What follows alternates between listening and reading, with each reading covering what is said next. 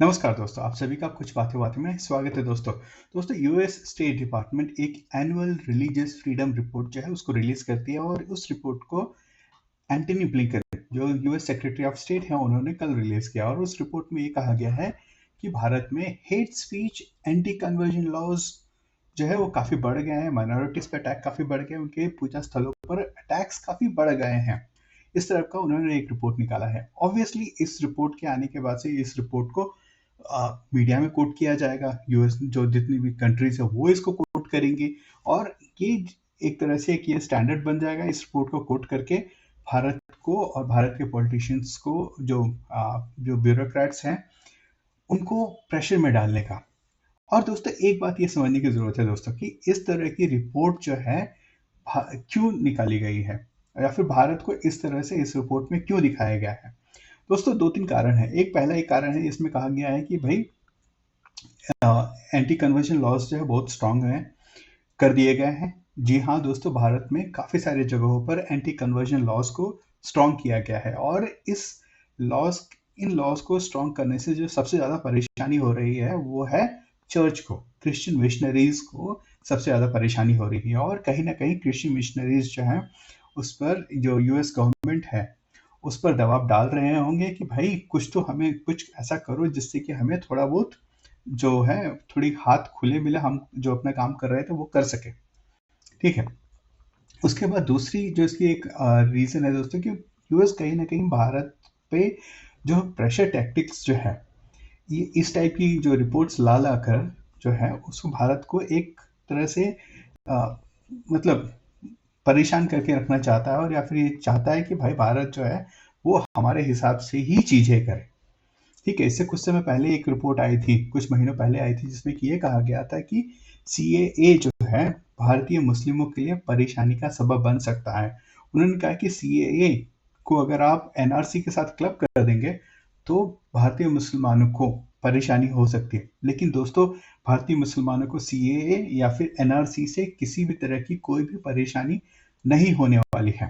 अगर कोई घुसपैठिया आके बैठा हुआ है भारत में तो हाँ उसको जरूर थोड़ी बहुत परेशानी होगी। ठीक है ना, ये हो गया। उसके बाद बेसिकली दोस्तों यूएस का परेशानी क्या है। ठीक है, वो भारत को जो है एज ए लेवरेज यूज करना चाहता है अगेंस्ट चाइना, या फिर आप कहें कि अगेंस्ट जो है रशिया। वो चाहता है कि भाई जो यूक्रेन रशिया में जो वॉर हो रहा है भारत जो है हमारे इस तरफ आ जाए और ये सारी जितनी भी घटनाएं हैं वो भारत को अपनी साइड लाने के लिए कर रहा है। भारत जो है अपनी एक इंडिपेंडेंट फॉरेन पॉलिसी चलाता है। ठीक है। और यूएस इस बात को पसंद नहीं कर रहा है। आप जितने भी आप ये जो फॉर्म लॉज जो भारत में जो एजिटेशन हुआ था, ठीक है, सीएए के खिलाफ जो एजिटेशन हुआ था, ये सारे एजिटेशंस एक तरह से अगर आप देखें तो आप पाएंगे कि उसमें बहुत बड़ा हाथ जो था यूएस का डीप स्टेट का हाथ था, फॉरेन फंडिंग का बहुत बड़ा हाथ था। ठीक है। तो एक तरह से ये जो रिपोर्ट आई है मैं उसको उस बात का कंटिन्यूएशन ही मानूंगा।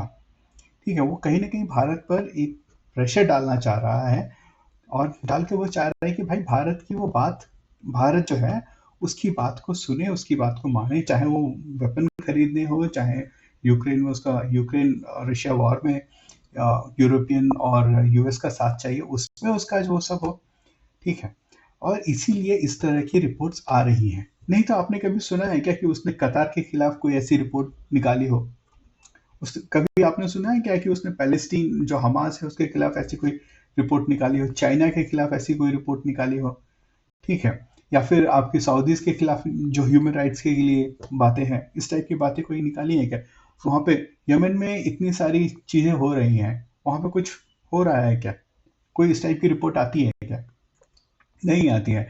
चाहे आपका इसराइल गाजा पे जो भी जितनी भी घटनाएं हो रही है, जितने लोग मारे जा रहे हैं, वहां पे तो देखिए हमास ने एक आतंकवादी गतिविधि की और वहां पे 1000 से ज्यादा, 1000 1500 लोगों को मार दिया और कितने लोगों को बंधक बना के लेके चले गए।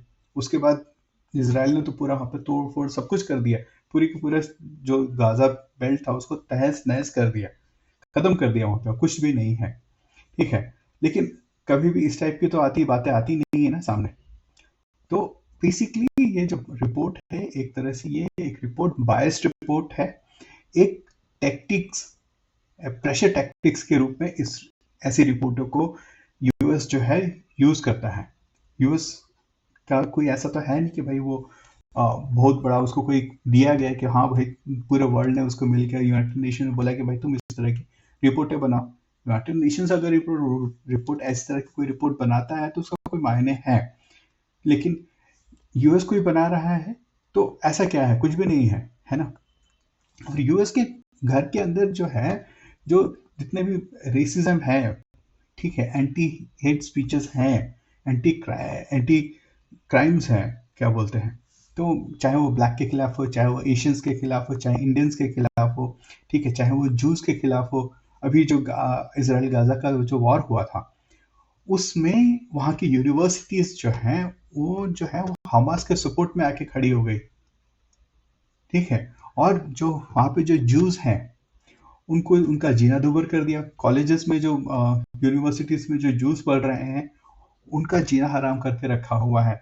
अभी जो 7 अक्टूबर को जो हुआ था उसके रिमेम्बरेंस में एक एक्टिविटी रखी गई थी, एक प्रोग्राम किया गया था न्यूयॉर्क में, और उस जगह पर आपके ये जो हमास सपोर्टर हैं वो पहुंच गए और वहां पर झड़प हो गई। तो इस टाइप की घटनाएं यूएस में खुद हो रही हैं, ठीक है। लास्ट कुछ समय पहले जो है करीब 10 या 11 ब्लैक्स को एक वाइट सुप्रीमेसिस्ट ने गोलियों से भून दिया।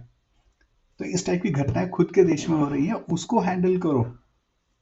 आप भारत को प्रेशर करने के लिए आप कोई और तरीका निकालो। हमें पता है कि आपकी जितनी भी टैक्स है वो काम नहीं कर रही हैं, खासकर मोदी सरकार के खिलाफ में। तो दोस्तों अगर वीडियो अच्छी लगे तो वीडियो को लाइक शेयर एंड सब्सक्राइब अवश्य करें। बहुत बहुत धन्यवाद दोस्तों।